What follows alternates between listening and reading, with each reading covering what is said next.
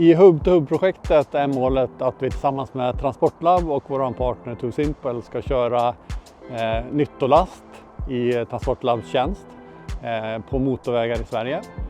Vi planerar att köra mellan Södertälje och Jönköping och den delen planerar vi att utvärdera till sommaren. Vi tittar även på att köra i andra länder, i Kina och nere i Europa. Men det kommer att komma lite senare. Hub-to-Hub, det innebär att vi kör mellan två olika logistikcentraler. Och fokusen då är att till största del så är det motorväg. Det är en kort vägsträcka upp till motorvägen och sen är det motorvägskörning och sen så är det då en kort sträcka ner till nästa hubb då.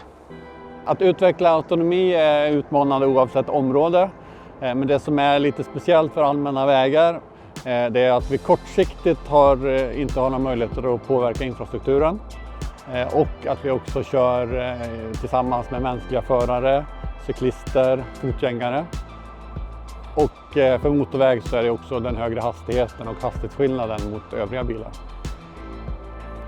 Min uppgift som säkerhetschaufför det är att man hela tiden sitter med händerna i närheten av ratten och sen har man ständig kommunikation med testingenjören som sitter bredvid och tittar på att hela systemet fungerar.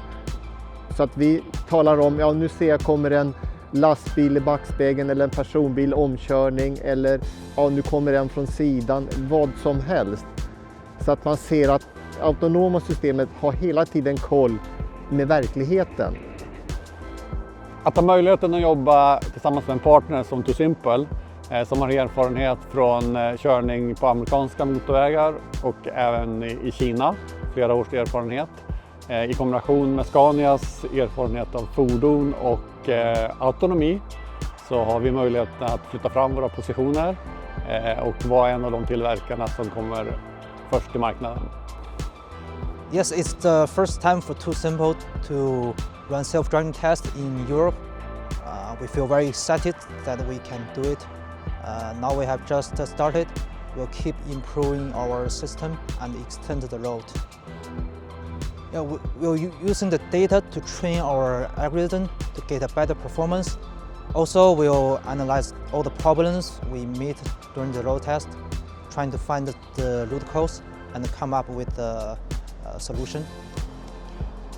Det viktigaste för oss att verifiera är att vi kan framföra bilarna på ett säkert sätt och att de kan köra själv och att de uppför sig som andra bilar på vägarna.